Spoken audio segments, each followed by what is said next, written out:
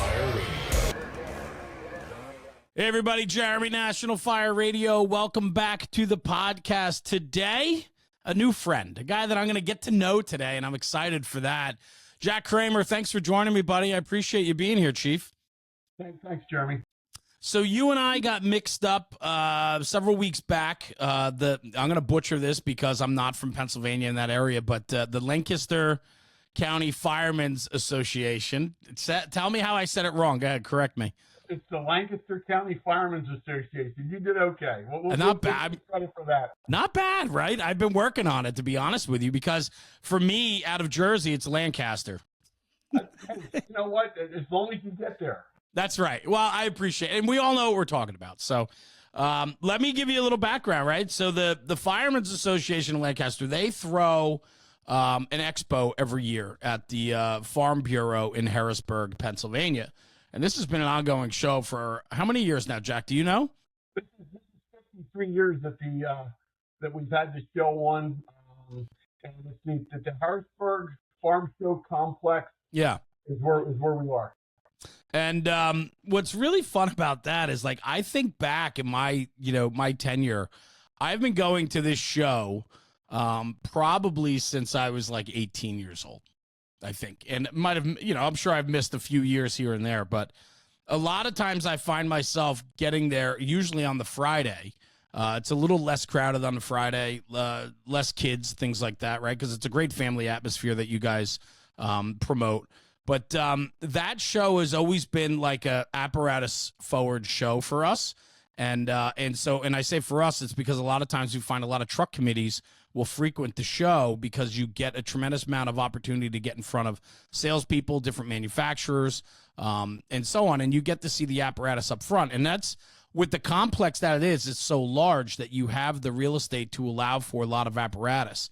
And I always thought that was a big appeal of the show, Jacque.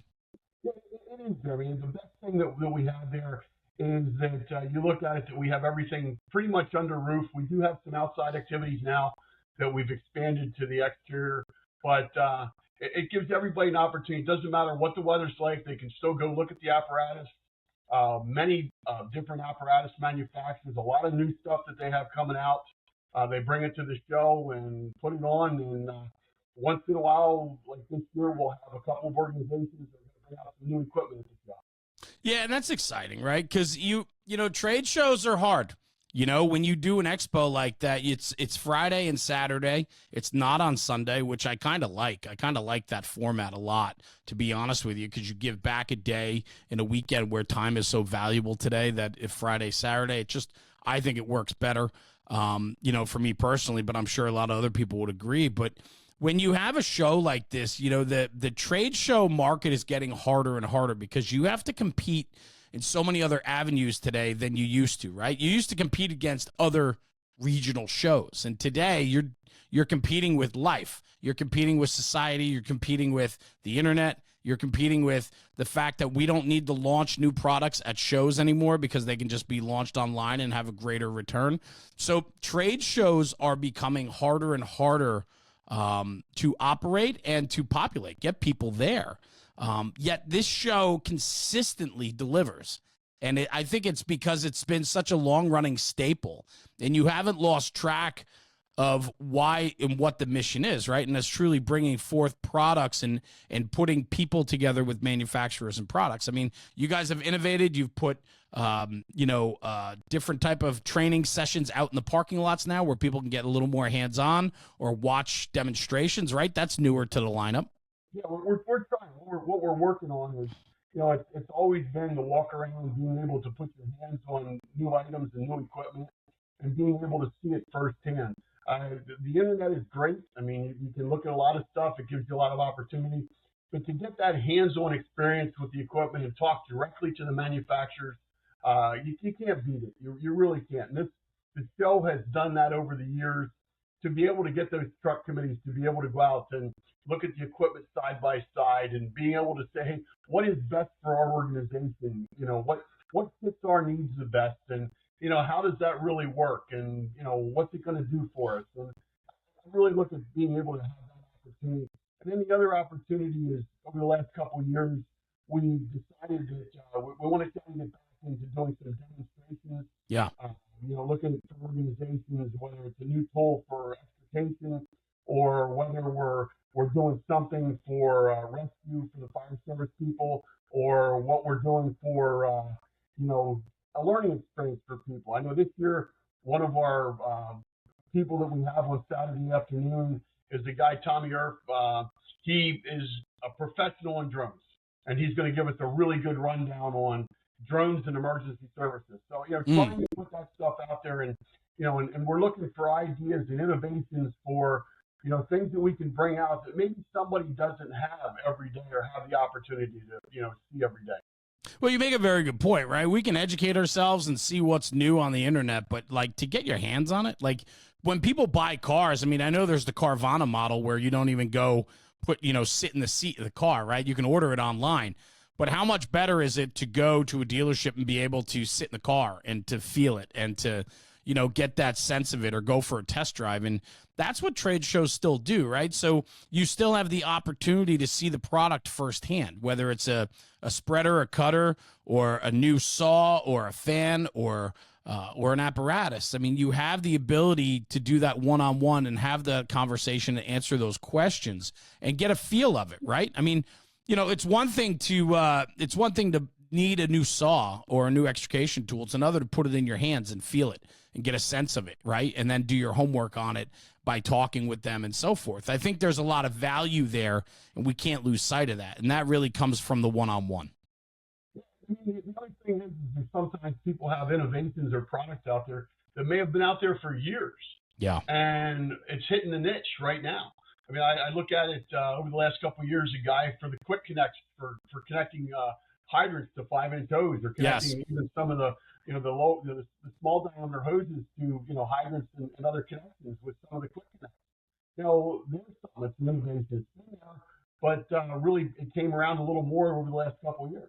And maybe it's another new tool. I know that one of the guys that's in construction industry, he's been talking about tools that they use for demo projects, and he thinks his tools are a good thing for possibly firefighters to use for getting into a wall that's on fire. So he's bringing out some innovations. I know that there's going to be a person like that at the show. Looking at those type of innovations that are out there, and maybe they don't have the opportunity to be in front of everybody like they do at a trade show. Yeah, and it's a great point. I mean, the other thing too is the industry is constantly innovating. Technology is changing quicker and quicker every single day.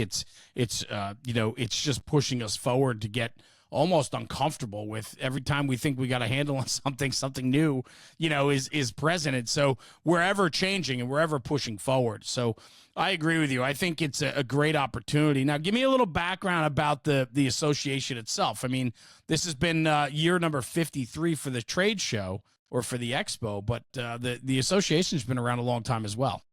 Yeah, the association was actually formed out of a meeting of people from Lancaster County back on June 17th of 1921. Wow. And it was for the betterment of the firefighters and for training of firefighters in Lancaster County. And the organization came around and decided with some donations of fire apparatus and some acquisitions of some property and things like that, they started to be able to do training and had a place where the guys could try new techniques and really put it forth that the organizations of the county could get together and do the best that they could and be able to enhance upon each other. And the organization evolved, and so the show came out of some stuff that occurred back in the early 70s that they wanted to have a fire exposition show. I mean, one of them was they had a fire apparatus display at the Park City Shopping Center in Lancaster, and then from there it went to Dutch Wonderland, and Earl Clark was having a car show. He agreed that Earl Clark was the owner of Dutch Wonderland. He agreed that he would leave the tents for the car show up an extra week so that we could do the fire expo down there. That's cool. And, a lot of heartache and didn't know what the weather was like in the tents down there. It was a fun time. And then in 1990, the show moved to the Harrisburg Farm Show Complex, which was which is fantastic because now, even though we moved it out of Lancaster County, we were providing a service for more people, and it was easier to get to. There was more hotels to stay close to there. We could put all the apparatus, we could put everything under one roof, that people weren't out walking around in the mud. I mean, I spent many a time with a little cart going around filling some of the mud holes up on the Dutch Wonderland Travel and sawdust. Right. Now today we don't have to do that. Yeah. Yeah. Well, here's my what I mean. I love understanding and learning the foundation of different organizations and groups, and especially fire companies. Right. I think that all that stuff truly matters. Right. Appreciation of what went into growing and developing an organization such as this. But here's my struggle with them today. Right. We're having a hard time continuing educating people about our message and why it's important to be associated with us. Right. Like. And I say us just because I'm in several organizations too, where we're always looking to bring in youth, the younger generation, to be involved, to get involved, to understand the value in our mutual aid groups or an association here or an organization there. It's becoming more and more challenging to keep membership up and to educate people about what the mission is, so that we need your valued input. And I think that is one of the biggest hurdles that we have right now. I mean, across the fire service, of course, but also just these associations, because a lot of them are guys and girls that have been doing this for a very long time. They're aging out. Who's filling those shoes? You hope that there's people picking up the pieces and the parts. I mean, I look at the fire service just in Pennsylvania is down to probably, and don't hold me to these numbers, but probably 1/10 of what it used to be as far as the volunteer organization. Yeah. And looking at it, what do we need to do? And also the fire service is something that, career firefighters and volunteer firefighters a lot of times have to work together back and forth because, we need to support each other. The city, close by gets a fire and they need extra support, looking at that. And also people from all walks of life. I don't think that people have that understanding of supportive community. And, you can do things like some people, they'll say, okay, I can, have the baseball team or I can have the soccer team, which is fantastic. But there are a lot of services. It doesn't matter. It could be a hurricane. It could be a tornado. It could be a wildfire. It could be all kinds of stuff. And the fire service needs people to support in all aspects, not only firefighting, but all across the board for these organizations. You bring up a really good point, like something that it's kind of funny that you kind of went that way with it, because I've been wrapping my brain around this for a while now. There's stories that are coming out of different chiefs across the country that are looking to fill their ranks for the different positions and not just the rank of firefighter.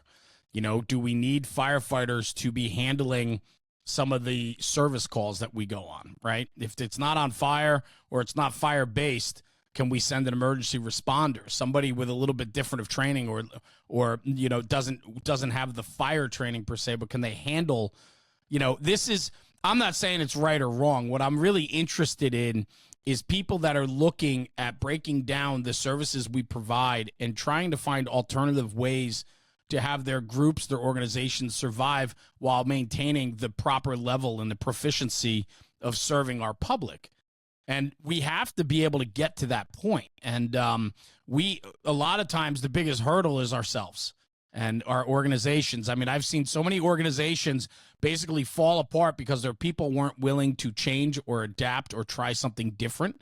We have fire companies that are decaying because they're not willing to try something new or put a refreshed face on something different. They just won't do it. And we can be our own downfall. And so that's very exciting that you just went down that road. I enjoyed that.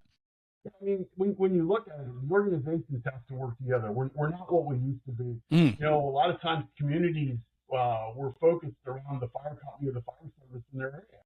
And, when that alarm went off or the telephones rang years and years ago that went from house to house to house, the community came out and supported it. And we don't have that. There are people that are moving into areas and and they don't.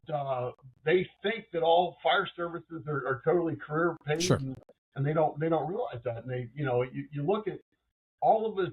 The good Lord gives each of us, things that we're good at.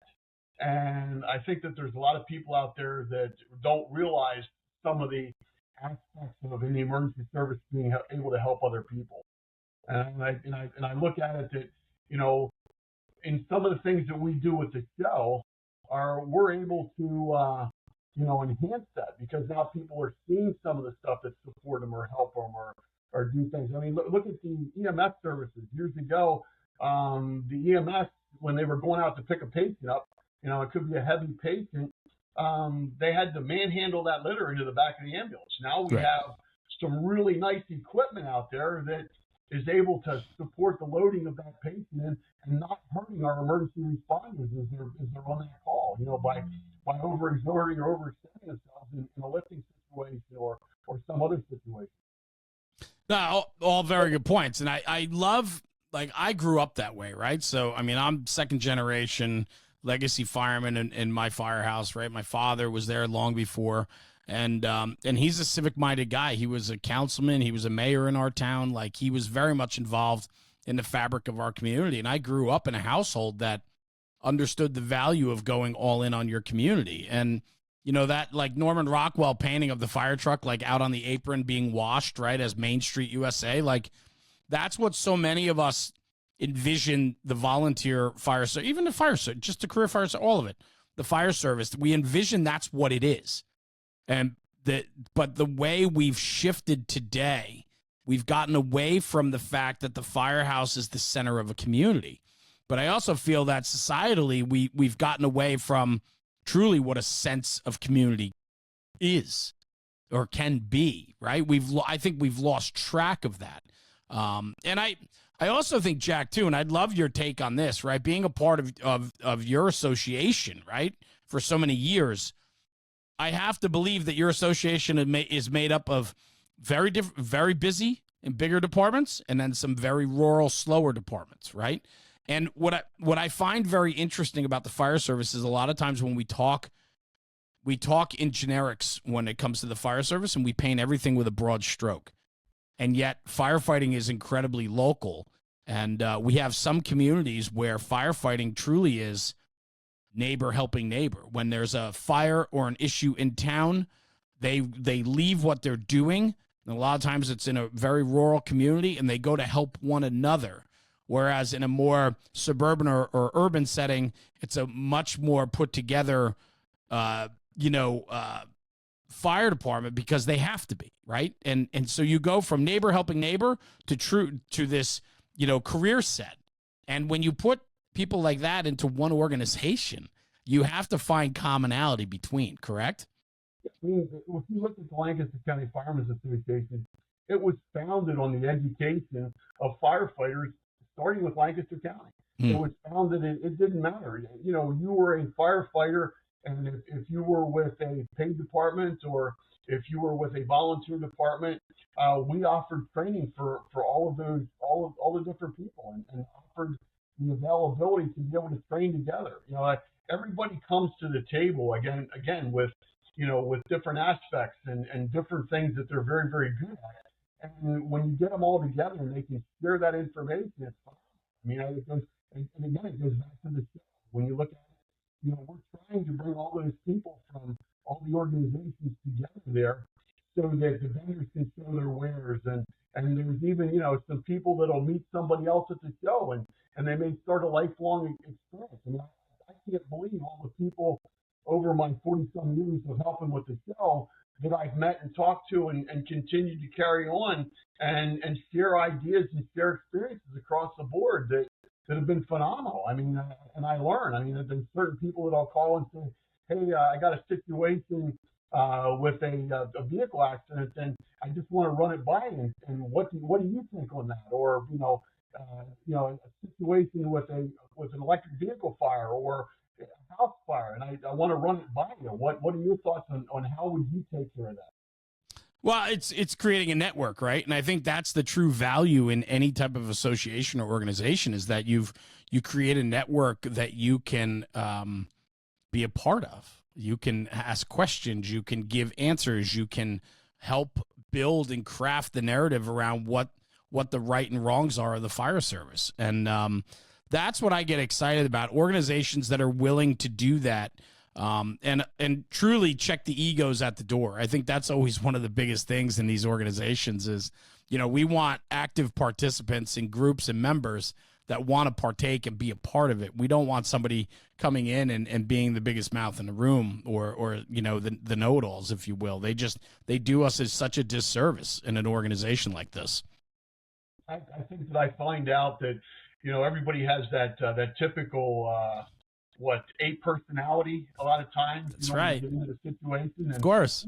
And when you have that, just like you said, you got to be able to check your ego at the door, because there are a lot of stuff that everybody sees. It's like safety on a fire scene. Everybody sees it from a different perspective, and you're hopefully that they're going to be the ones that are going to speak out and say something, so that everybody at the end of that situation goes home safe to their family. And in the training aspect, that's what we really want to do. We want to make sure that all of the individuals go home safe and have the proper equipment to be able to do that. At the end of the day, I mean, that's the most important aspect. Is after the situation's over, is our people going home to their families? I mean, yeah, there's nothing more important. Well, for sure. And it's also the protecting the public that we're sworn to serve, right? It's one thing to send our own people home, but we want to get everybody home, and or we want to take care of people that are possibly losing their homes, right? So, it's a pretty heavy mission when you break it all down, and so the responsibility of that falls on their own departments. You and I were talking about being a fire chief, and we're going to get into that in a little while, but the amount of responsibility that comes down on you. But in an association like this that's been formed since the 20s, and you focus on education, that tells me that the mission is to push it forward. It tells me that you guys want to make sure that you're giving, the best training, the best tools and equipment and opportunities to your own people in your organizations. You got to work on that. I mean, it's hopefully recruitment and retention, but part of retention is being able to ensure that we're providing the proper equipment, we're being able to provide the proper training, and even put people in the proper spots as they serve their organizations. I mean, that's what you got to do, and that's what helps the community is each of us being at the right spot at the right time, and and going forward, and hopefully passing the torch to the next younger guy or younger group that's going to carry it and pass it on and pass it on and pass it on, like the people that started our organization, back in 1921, what they did for us and how much they've come forward. I mean, I look at some of the people that have been involved ahead of me with the show, and when I was just a young guy coming up through, again, back to Shovel and Sawdust at Dutch Wonderland, and the people that showed me the things and passed on that good education experiences with me, that kept me involved and wanted me to be here today to be the next person to pass it on to the next group. That's what this is how it works, right? Like, this is why storytelling matters. This is why experience matters, right? Knowledge, experience. This is a craft, and you need to put your time in, and you need to work in the trenches in order to understand where you've come from, so you know where you're going. And shoveling the sawdust many years ago for you gave you an appreciation for this organization, what it does. And so as now, what you're on the board, I believe, do you have a title with it, or is it just your? I'm on the board of directors with Lancaster County Firemen Association. Yes. Yeah, and for you to do that and then eventually pass your torch to the next guy, and hopefully they pass it to the next guy. That's what the fire service is built on, right? It's those steep traditions and culture that absolutely matter, and it's done through relationships. It's done through professionalism and building those bonds with your own people. And we need to make sure that we focus on that, right? Oh, I mean, it's absolutely. When you look at that and being able to be one of the people that's there and taking a look back and saying, okay, we did this right, we did this right. Well, this didn't go maybe the way we really wanted it to, and what can we do to be better, and what can we do to help the next person? I mean, you go back and you look at, I still remember when I started in the fire service, it was hip boots and long coats and, some of the neoprene it seemed like neoprene rubber gloves and the stuff that we did. And now you look at where we are today and the protection provided by the gear today. It's phenomenal. I mean, it just puts us in a better atmosphere. I'm looking at the air packs where they've come from. I mean, I still have an old first air pack that I keep as a souvenir here at the right. house, and I take a look at it once in a while. Oh, for sure. I mean, and those are the reminders, right, of how far we've come in just a short period. I mean, when you think about how much we have evolved in just the last 25 years, let alone 50 years, right, and 100 years in the fire service. I mean, it is a very different organization than it once was, and time and technology goes quick. I mean, you look at the innovations that we have and the gear that we carry today. I mean, if you think back, Jacque, you said you came on in the mid 70s, right? Is that what you said? Yeah. So in the mid 70s when you came on, I was born in 77, sir. So, you got a few years on me. But even so, like when I came on, I came on in 95, right? So I'm 20 years after you, right? And so, think about the change between the 70s and the 90s, let alone the 90s and where we are today. And it's just to wrap your brain around that for somebody like yourself that's been in the fire service for 50 years, the amount of change that you have seen, it's incredible. It is incredible. But you look at it and you say with a smile that, we are doing better. We're protecting people. At my firehouse at Foglesville that I run with now here in Lehigh County, when I look at the hose cart that's sitting in our lobby, and I think about the firefighters fighting to that, and then I walk out on our engine floor, and when I walk out in the bay and I look at the brand new fire truck that we have out there, it just you look at how it has evolved, and we have also on our floor we have a 1949 Buffalo. Nice. It's the first brand new fire apparatus that our fire company bought. And, we have it sitting there as a reminder, and, we use it as a parade piece, and we use it for some other things that we do. But you look at what it took to evolve, and now you have a guy that presses a switch, in the cab, or two switches in the cab, and he walks to this pump panel, and he presses another switch, and maybe he pulls a couple valves, and he's got water. Right.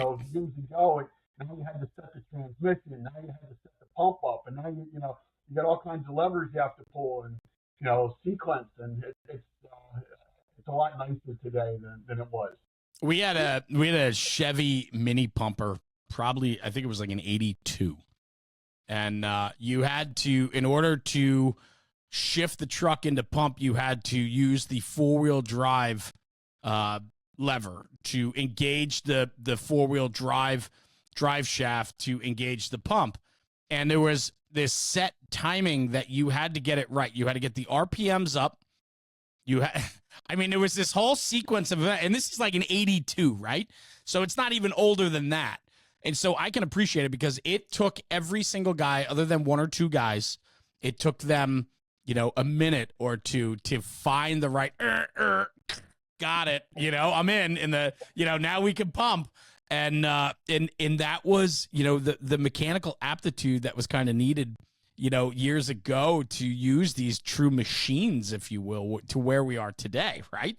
It's just, 95, we rode back step on that mini pumper going to brush fires. And then they squashed that. I think I had hip boots for like a week, and then they, bunker pants. And like, when you think about all those things, the innovation, not just in equipment, but if you think about I want to say simpler times then, right? It was, there was less, I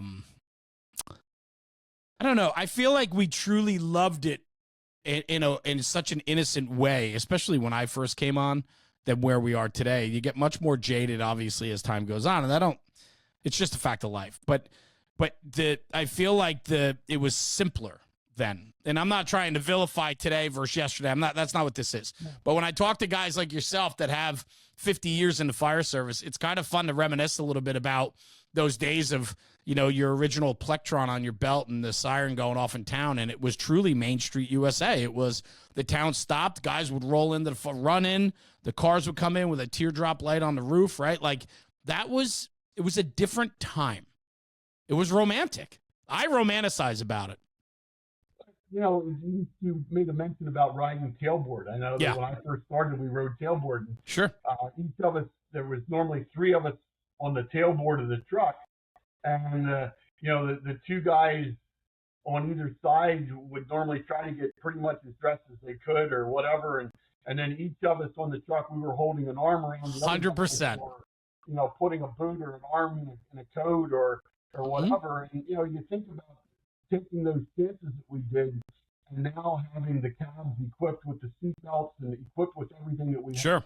It's a lot safer response than what we had years ago, but we did with what we could, and as things evolved, they became better. I mean, I have a career, in safety, and working with utilities, and I look at that as how much safer all the tools and equipment and vehicles and stuff are today than what they were, when I started back in the 70s. And I appreciate that, hopefully to pass that on to the next generation of firefighters that they can make it safer for the next group. I can't wait to see, over the next couple of years, what happens next. It's going to be wild. There's definitely, there's a lot happening. I think one thing that's exciting to watch is the big push about our own wellness, right? That taking into account that, if there's something more we can do for our own people, we're going to do that, right? Whether it's the PFAS in gear or whether it's our mental health, whether it's cancer screening, things like that. I think that we have gotten to a point that for me, it's exciting to watch because we've lost too many to things that I think we can kind of control. And if we can do better at those items, I think we're going to have a better success rate for our own people without losing touch that this is a blue-collar job and that we do fight fire from the inside out. And so, it's striking that fine balance. And that's why I say if we can innovate and make things better for ourselves without getting in the way of the true mission of the job, then we need to do all that and more. We need to double down on those things to make sure that we're protecting our people because those are the things we can control. What we can't control is building construction, fire progression, how many people are trapped in that building, things like that. But everything else that we can control, we better be in control of. Yeah, I mean, when you look at it as being able to innovation, is hoping that, the next group, their interior fire attack's going to be easier than what ours was, or with the vehicles in today and all the new metals that they're using and all the airbags and the restraint systems and things like that put firefighters in jeopardy when they go to cut a vehicle, those type of things. So what are we doing to put the tools and equipment and the knowledge into our firefighters, our younger firefighters, to be able to handle these situations and look at this and, go home without anybody being injured, and also to take care of the people that were involved in the situation, whether it's a person in a fire that's trapped or a person in a car that's trapped, somewhere out on one of our highways or our cities. When you think about technology, right, what I think about is like we talk about, the innovation of, say, like hydraulics, right, battery operated tools, things like that, right? But I think about we don't go to half the auto accidents we used to go to. We don't have half the pin jobs we used to have, right? And when you if you think about that over your career, Jacque, right, the amount of entrapments we go on today versus what these cars through technology of the auto industry. I mean, people can go through a hell of a crash and walk away from it. It's wild. Where years ago, Friday, Saturday nights, it was a given, right? Even guys before me, the generation before me, talking about drinking and driving, and people would wreck their cars every Friday, Saturday night. Oh, and you look at how many times, and even the tractor trailers out on the highway today. I mean, I've been on many because the territory that our fire company that I run with today covers a pretty good part of Route 78. And knock on wood, things are a lot better out there than what they were. And you're so true. I mean, you look at the innovation of the vehicles and where they've come around. And, and it's a great thing because it's keeping the public safe. But when you look at the fire service, we still have to be ready for those situations. Yes. Yeah. It doesn't matter, and we have to keep our knowledge base up for the innovations. I mean, look at the electric vehicles now. I mean, and what do? And Right. everybody's coming out with a new system as to what they do to put that fire out, or what they don't do to put the fire out, or how we handle the situation, or do we cover it with a blanket? I mean, I look at the blanket technology is a phenomenal technology for use in parking garages and places like that. I mean, there's so much that keeps coming out, and that's one of the things. I'll go back to the Fire Expo show. Yes. That's one of the things that our show does, is that it brings that opportunity for those innovations to say, how did they fit the needs of your community, which is phenomenal, and training firefighters. Which is educating your groups and your associations and visitors that want to come to the show, but that protects the mission of what the association truly stands for. It's educating your own, making the job better because of, foundational things that you can give, right, to pay it forward. Oh, definitely. There's no questions asked. You have to be able to pay it forward. You got to look at that, and my youngest son is a career firefighter in Loudoun County, Virginia, mm-hmm. and I look at him, and he has my little granddaughter, and I want to do the best that I can for him and his family, to be able to, he goes home safe, and maybe someday he'll become a paramedic, or maybe he'll become a firefighter, or even be involved in the service. And I have a grandson that he grabs Pappy's pager all the time because he likes to carry it around and be like Pappy, Yeah.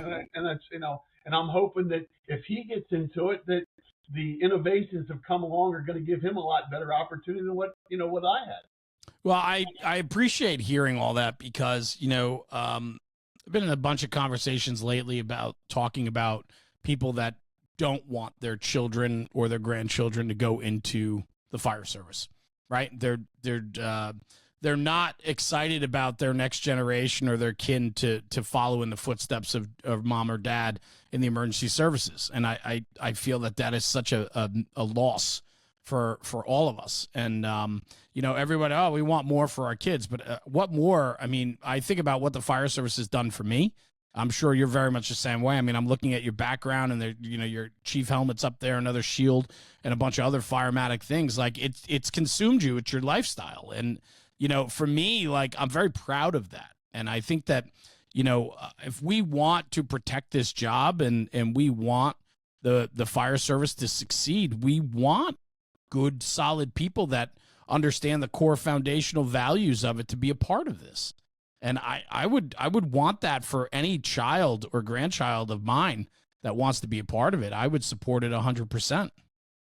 I mean, I look at it that I didn't force my son to be a firefighter. I didn't do it. I left both of my sons. My oldest son is a elementary school teacher, right, and my youngest son, is the professional firefighter, is career firefighter. And I look at those, and they've chosen what they wanted to do, what they love to do for their careers. And I look at even people, the volunteer side of the fire service is phenomenal because it brings people with a lot of different backgrounds. You can be, a line worker, daylight, and an emergency service responder during your nighttime and your time off.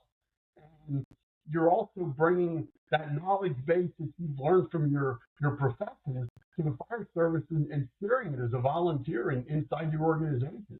right. When you look at that mix of people that comes together to do it, whether you're the butcher down the street or the guy that works on the cars and at the dealership, or you have your own little garage, or you're an appliance repair person, when they come together in the fire service, they bring a lot of different trades and a lot of knowledge that you may need in situations.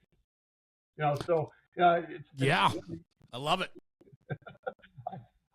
I'm happy. I mean, I serve with Lehigh County Special Operations, and I look at that organization and the vast group of people that comes together for that organization, and it's the same way. They come to our Fire Expo show to take a look and see what technologies are out there. Maybe they, we even had 2 years ago We had a couple of our guys from the Allentown City Fire and also the Lehigh County Special Ops that came together to do a presentation on a trench rescue that occurred and to share that information in the knowledge base with anybody else from the show that came to that presentation. You look around and say, what's big, what's going on, and, what's new and what can we share, across the board.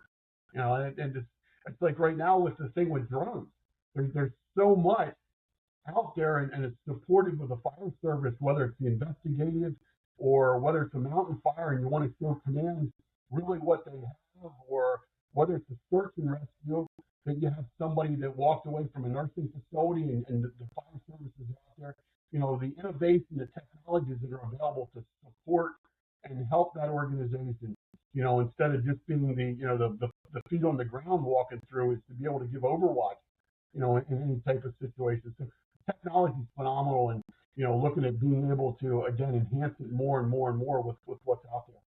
And it's impossible to know it all, right? Like as things advance, where there's so much coming at us that you have to allow for other people to educate you, because it's impossible to know it all. And I find that when you allow yourself to be influenced by others and to see what's out there and to take in, I know nothing about drones, but I know how valuable they can be on a structural fire, to a missing person, to a wildland fire, and everything in between, right? The technology, but I don't know the first thing about them. But I can tell you that I'd be more than happy to go learn, and I'd be more than happy to bring in some subject matter expert to educate me about the pros and cons of it, so that we want to look at if we want to institute a program, whether it's within the county or individually. Like, you need to allow yourself to be educated by others. You can't know it all today. It's impossible. No, you have to look out there. You have to even sometimes you have to go outside the box, because the box is, okay, what fire service professional do we have? And sometimes you have to say, hey, you know what? Maybe some of our fire service professionals, very knowledgeable, but somebody that comes from outside the box and looks at it and says, hey, here's some of these techniques that we use that can maybe support and help your organizations and help your individuals go home safe at the end of every day. Yeah, I love that. Yeah, really well said. I want to ask you this, Chief. I alluded to you as Chief, and you got your white helmet behind you and another shield on the shelf there. 8 years, I think, you served in the Chief of Department role, correct? Yes, sir. Yeah, a good experience. I mean, I learned a lot. I think that a chief is made by the organization that they serve. And you look at it, you can't be afraid to get your hands dirty. And the other part of it is you have to remember that, being a leader in any organization, that it's your people that make you look good. It's your, how they perform out there and what they do every day, and looking at the knowledge base and looking at the training and the education that they bring forth, and being able to enhance and when we have situations that maybe didn't go right, is to being able to walk through it and talk about it. And I really feel that in some situations I was involved in, that the organizations that came in did a phenomenal job to support me as the chief. That's awesome. Like that's just, yes, Jacque, all of it. Yes. Like, that is, you're made by your department. Like, they make you. And I agree with you times 1,000 over on that. And I think that was, I'm excited that you presented it that way, because that's somebody that's focused and recognizes what that position truly is all about. And we need more of that, right? For you growing up in the firehouse, right? 50 years in as an active firefighter, you're still active with the company. Mentorship for you coming up. I mean, it had to be important to you to push yourself to get better and to educate yourself, so that you come up through the company roles and become chief of department. I know, I did it as well. And I know what that takes. And I know the consistency and hard work and effort that goes into something like that. Did you have great mentors growing up in the fire service that pushed you to want to be a company officer, pushed you to want to get better and be better at this? I had people looked at me and it was times you needed to kick in the pants, Of as a course. younger firefighter because maybe you were a little more aggressive than you should be. And then I had people that took you by the hand or by the side or put their arm around your shoulder and they walked you through a situation or they were there to support you. And I look at I go back to the first chief of department that I was with back at West Lancaster Fire Company in Lancaster, Pennsylvania. A guy named Paul Long, and the assistant chief that became chief, Jim Ponce. I look at their tutelage and their support, and then moving through some different organizations there, and then when I went to the Harrisburg area and I was over in Cumberland County, and I looked at being with Hamden Township Volunteer Fire Company and maybe some things that they did differently, but the guys that were there that supported the functions. And then I was with Harrisburg River Rescue and even some people there in their support roles in the organization. And they wanted you to succeed. And the best part is they took the time to be able to walk through it, and that's what we all have to do. There's sometimes we look at it and we say, that person there, they're just too aggressive. They need to be canned or whatever. And you can't do that. You got to be able to sit back and say, what can we do to hopefully mentor that person, have them become a better person. Again, that they're going to be in the role that you're in right now, sharing their experiences, sharing their knowledge, and getting the next group of people ready to be able to take the command. Yeah. And what was that? I mean, but you didn't recognize that early on. I mean, that comes with years and years later, right? So what I'm guessing is you were kind of an aggressive guy in the get, huh? You were pushing buttons and feeling your way through it, or what? In some ways I was. I think that, I look at it that my father was not involved in the fire service until after I was. Oh, no kidding. Okay. My dad came in to support the fire service and do things for the fire organization after I, got in and got involved. And then my mom became involved in doing things with the auxiliary or dinners or, when we had barbecues and stuff like that. Is that because they saw it and it was infectious from you, that when you got involved, you realized that this was something bigger and better, and they saw the joy and passion you had for it, and they were like, hey, we should support and check this out? I think that's what it was. It was Yeah. the fire service. My parents were always community oriented, community involved, doing things for other people or even neighbors. And looking at that, and when I became involved with the fire service, they saw it as a good inroad to be able to support and help the community. I love it. There's so much there. I firmly believe that the biggest proponents of the fire service are our own people. And when you come from an organization, a fire company, a mutual aid association, a county association, whatever it is, if the association is doing good and it's on point with its mission and its people are succeeding within, they're going to be the biggest people out there pushing others to join. Come be a part of this. It's infectious. Look how much fun we're having. Look at the enjoyment of it, the personal satisfaction, the personal growth, right? Think about it, right? Yeah. We are, and then when you break that down and talk about recruitment, the people that should be recruiting the most for our departments are our own people. And if your people aren't out there telling everybody how great the organization is, if your people aren't out there telling people firematically we're on our game and we know what we're doing, and your own people aren't proponents of what you do there, you're doing it wrong. Yeah. I mean, when you look at it, you're not there just for the guts and the glory. Right. 100%. I mean, think about the programs that are out there, and whether it's putting smoke detectors in houses, helping the American Red Cross with one of their programs, or your local fire service or your local organization that does it, being able to support that and properly positioning them and learning that technique, or your local CERT teams and being able to support and help train them, because they're the people that come in when the fire service people are busy with major events, and they're coming in. So there's a lot of stuff out there that people can do, and it doesn't always have to be that you're going to jump on a fire truck. But right. There's you're just hoping that the people that are coming along are going to be the ones that are going to jump in the ambulance and jump in the fire truck and go do what they do.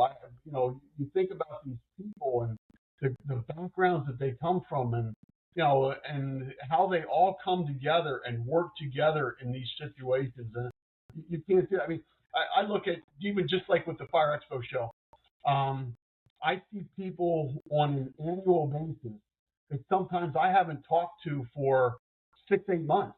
Right. But we can pick that conversation up like we were just talking 10 minutes ago. That's right. And talk about all kinds of stuff. And, how's your family doing? So you're involved with not only the apparatus, not only involved with the equipment that they sell, but you're also involved with them, and you know about their families, and you know what's going on. And I look at it that it's just phenomenal that what I've gotten out of the years. I mean, yeah, sure. Have I missed some Thanksgiving dinners or Christmas morning or things like that because of the situations that occur? But no, I mean, I look at it that somebody else is having a time that's a lot worse than what we were or we are. And they need support and they need the help too. So, and that's what we're here for. I mean, I look at it that you can't do any better. Yeah, really well said. And I think that's why we have to go all in on our people, right? If you run a successful organization, you know your people, you know what makes them tick, you know what you need from them, but you also know what to give them, right? And it's a nice relationship. And that is how you get the most out of your people, and that's how your organization succeeds. It's when you go all in on your people. And I think that matters. I think we need to do a better job of that today. I think too many of us walk with our heads down, not with our heads up. I don't think that we're invested enough in our own people today. I think that command staffs, commissioners, administrators need to do a better job at going all in on their people. And I truly believe, as cliche as it is, that the most valuable asset we have, obviously, are our people. And if we take that for granted, which we do often, we'll lose. When you look at it, just like walking around at the Fire Expo show, and you made a comment earlier, about the families coming up to the show. Yeah. And I look at it, it's those little kids that are walking around, with the plastic firefighter helmets, both, little boys and little girls that are coming in there. And, I look at them, hopefully they grow into a skill knowledge or a skill level that they want to become involved, and they do become involved, and they support, whether it's an EMS organization, whether it's a firefighting organization, or even, become a law enforcement officer in those type of situations, because they're all out there, doing things for the community. And hopefully that we're coming along and we're giving them a little bit of training on as they walk around like the show, that they say, man, I really want to do that someday. And then you look at the next group of firefighters, the younger ones that are walking around the show, and they're picking up the tools and the equipment, and they're learning something, and hopefully, they're going to take something back to their organization and say, hey, I saw this piece of equipment. I really think it's something that we should try. And then you have your chief officers that are walking around, and they said, we had this incident or that incident. This piece of equipment, I think, is going to help us out in our organization to be better. And it also may help the neighboring organization. And, you look at that, or, hey, that design of that fire truck was really cool, or that ambulance was really cool, or that support vehicle was really cool. And I think it's going to help us to be able to do our job better. And we're going to take some of those as we design our next new piece. And they're walking around the show and they're looking at all this stuff. And, as the organization coordinating the show, and you see the people with that, I mean, sometimes you say, if somebody walks away and they take something that saves somebody's life down the road, that show that year was well worth it. 100%. Them doing that, or your firefighters out there, if they learned one new technique, or they helped, another organization out there with the support with some of the training classes that we have, then that was well worth it, because that was one more person that was able to walk away from the incident. Whether it's being the John Q. Public that's there, as a person, or whether it's the firefighter or the EMS person that's there, they're being able to walk away from that incident, and that's what we're here for. Well, and I love that, but that sums up what the mission is for the organization, right? And it's just paying it forward, and it's pushing this job ahead, and it's all about the people that we serve, period. And so if you design your organizations and programs like the Expo and training opportunities and things like that, if they're designed around making this job better, which makes it better for our own people, but also the public we serve, obviously, then we win. Period. Oh, it's a win-win-win-win Yeah. situation all the way around. I mean, I look at it from the show. If I wouldn't be involved in this show, you and I would have never talked. That's true. And that's the big thing is looking at how our organizations, align. And some other person I rub elbows at the show this year, 2 or 3 years from now, we'll still be talking and sharing information that we learned about each other. Or, hey, I just saw this. Did you guys really get that piece of equipment? Is it what you needed? And, give me your feedback on it, that kind of stuff. Or your training class, what else do you want to see? Because it's the people that come up to me at the show or come up to the staff at the show and they say, hey, look, next year, can we do something on trench rescue? Or, hey, we really want to see something else on electric vehicles or whatever. That's what we're going out and we're searching for people that want to do demonstrations or people that want to do training, again, to pass something on. Maybe that they don't get on a daily basis or, even a yearly basis at their place. We're able to provide the show for a lot bigger organization. Yeah, well, I mean, it's cool. And there's a reason why the show's been going on for this many years and the reason why it's been a success every single year. And even, competing with busier schedules and everything else, you guys still get to bring the people in. You have the vendors there that are presenting, and they see value in that. And, you're right. I never know who I'm going to meet tomorrow. And I'm grateful that you and I got to do this. We met on a call when we got together to talk about the show. You guys had approached us with National Fire Radio and said, hey, would it be possible to run some, ads or something on the, help us a little bit market it? And we're more than happy to do that. Like I said, I've been doing this. I've been going to that show since I was literally probably 18 years old, So, yeah, no problem at all. But what that does is that opens doors.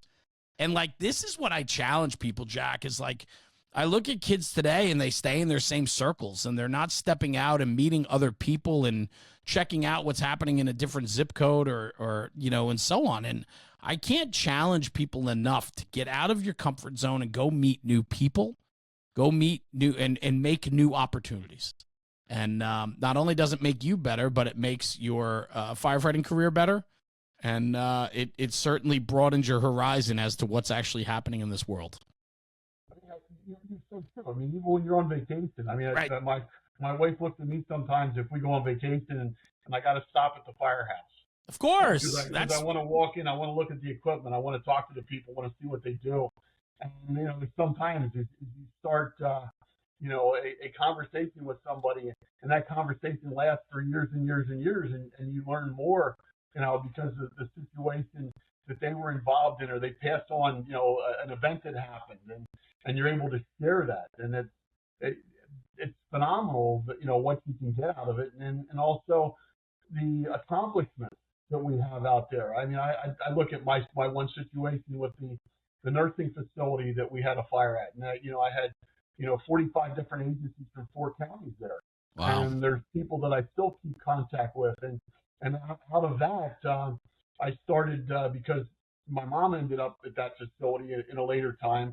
And now I'm doing some work with the dementia organization here in Lehigh County to support that function. So, there's a lot of stuff that grows out of it and a lot of paths that come off of it. And again, it's the betterment of your community, the betterment of the organization, the betterment of the people. And, at Lancaster County Firemen's Association, even though, different times that I moved out, around the area, they're still near and dear to my heart because of what they do and how they do it and the people that are involved. Yeah. I love going back and dealing with them. I love going back, and meeting people and being able to, even though putting on the show is a lot of work and it takes a lot of hours, and we have some people that just spend a tremendous amount of time that I'm so thankful for, and being able to do this. But, at the end, we put a product together that's just phenomenal. And, just being able to go up there, it's so much well worth it to be able to spend the time with the people for those couple of days. Well, that's great. You guys are putting on, you guys are doing the right thing. And I think that that's exciting. And anybody that wants to be a part of it.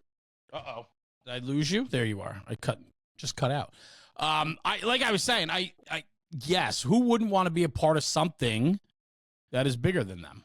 And, this group, the Lancaster County Firemen's Association, I nailed it that time. Nailed it.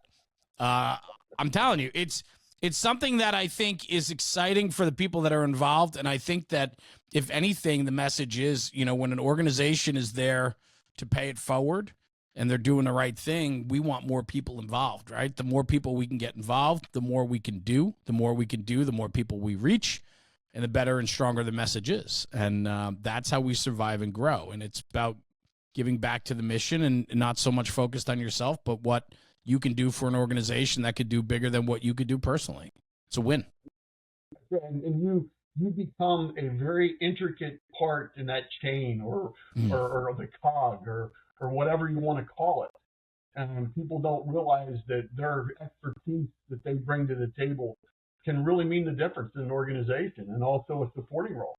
And that's just, it's phenomenal that, that we get the people involved and hopefully, we see more people becoming involved instead of, having their noses stuck in their phones all day or things like that.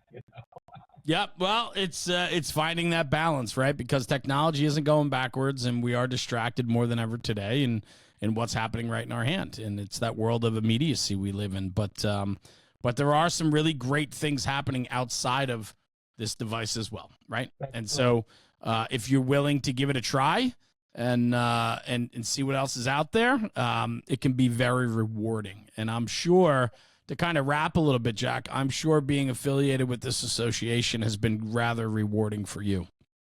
It has been. It's been phenomenal, and it continues to be phenomenal. I hope that, for the next years that I can see that I can still be involved, and I hope that, as we do this, that, with like the Fire Expo show and other things that the organization does with the foundation and with the training and, all that we're able to make a difference.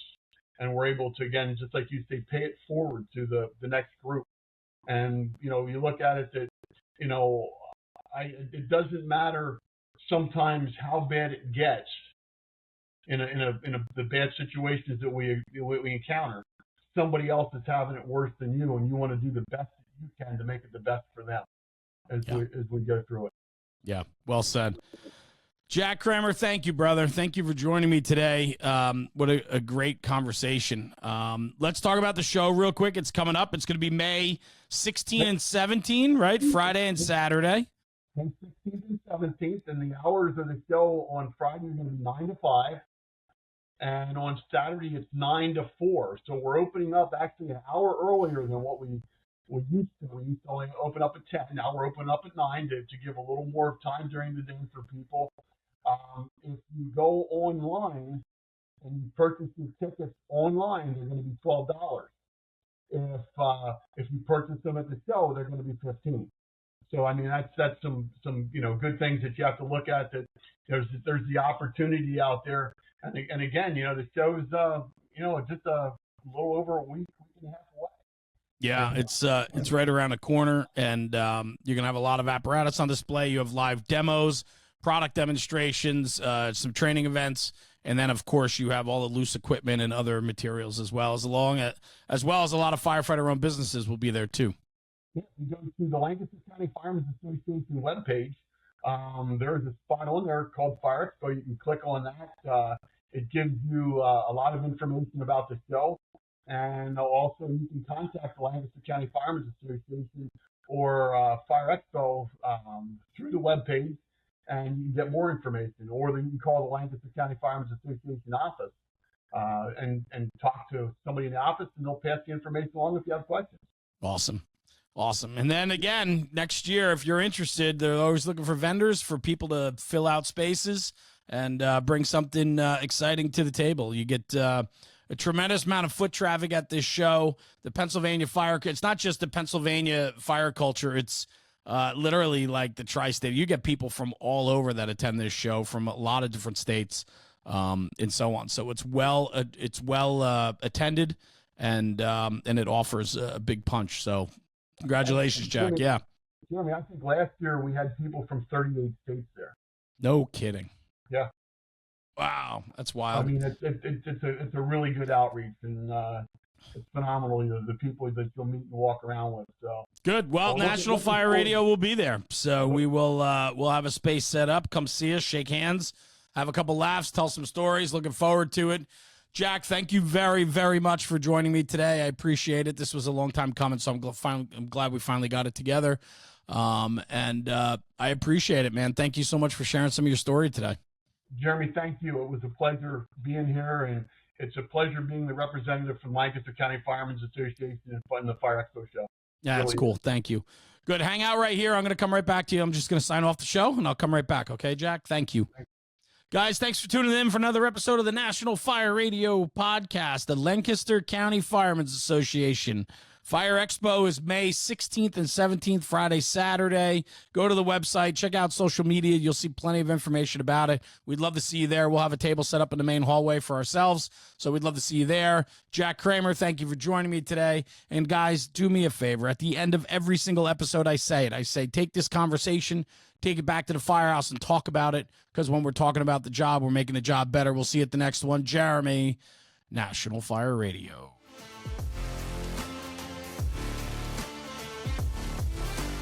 National Fire Radio.